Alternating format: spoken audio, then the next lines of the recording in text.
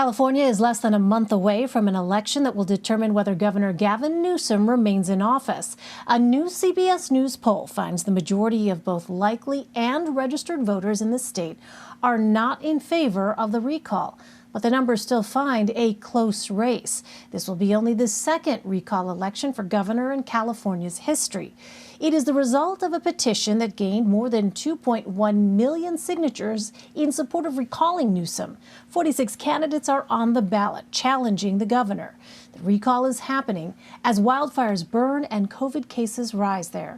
For more, I want to bring in Tom Waite and Sophia Bollag.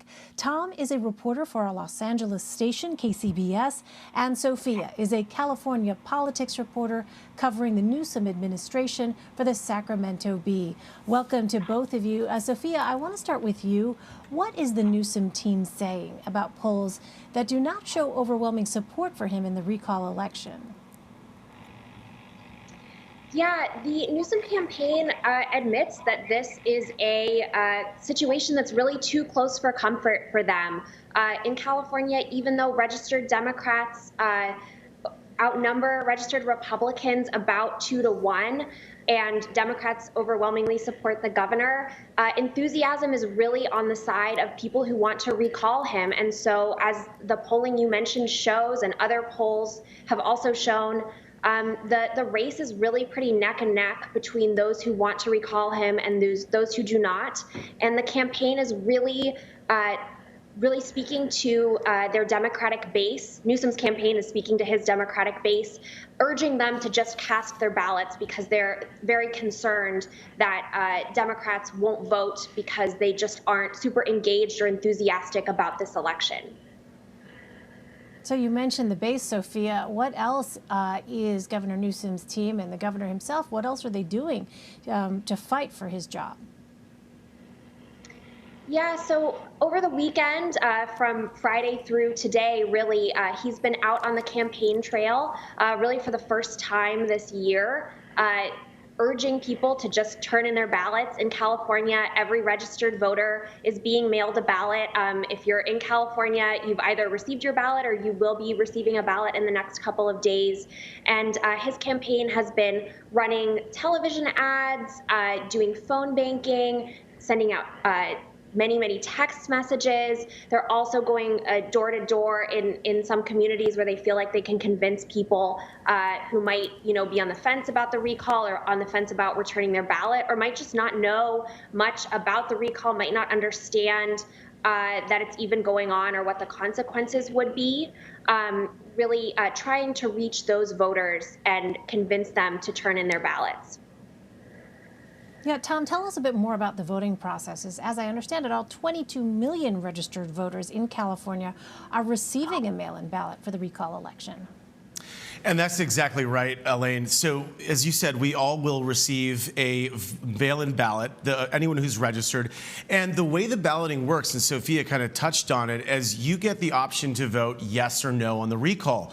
Kind of the weird thing about this whole situation is that when you vote no on the recall, you're also allowed to vote for a replacement candidate. So even if you sort of intuitively, if you voted yes on the recall, it would make sense that if you said, yes, I want to replace the governor, then you would pick from one of the 46 registered candidates. Well, again, with a no vote, you can still vote to replace the governor with someone on the ballot. Sophia also touched on this, is during his campaigning over the weekend to a phone bank here actually in LA County, the governor was urging people, along with the people phone banking, to just vote no. Don't even worry about voting for a replacement. You might remember, some people who are politics junkies, that back in the recall with Schwarzenegger, there was a Democrat that was on the ballot, a well-known Democrat, Cruz Bustamante, and many people said that that sort of interrupted the strategy of preserving Gray Davis's job, which we know, of course, he did not. But on this replacement ballot, there are, I believe, 9 Democrats, but none of them have a lot of name recognition. None of them are party supported. The Democratic Party here in California has been very much opposed to anyone with big name recognition or a resume here, really, a Democratic resume, to join in the race. So in other words, there's no Democrats in the Assembly or the Senate here in California with any Democratic legitimacy, should you say, among the party are on that ballot. So yes, you can go and vote on the mail-in ballot, yes or no, and then you have the situation where you have 46 choices. What's really, really strange here is that we could have a situation where we have a bare majority that vote yes to recall the governor, and then who knows? It's just the candidate that gets the most votes after that then becomes the next governor. So you could have somebody winning this gubernatorial contest with very few votes and a very small percentage of the electorate. It's really fascinating. I wonder, Tom, tell us more about those candidates going up against Governor Newsom. I mean, who should we be watching in this race? Well, one of the candidates tonight we're profiling actually is John Cox. He ran against Newsom in the last election. He was soundly defeated by Newsom in that last gubernatorial election in 2018. There's three others that have polled pretty well. One is Larry Elder. He's actually leading the polling here. He is a very well-known conservative radio talk show host here in Southern California. I believe his show is syndicated as well, so he has listeners up and down the state. We also have Kevin Faulconer. He is the former two-term mayor of San Diego, and he has some name recognition, obviously, down in San Diego.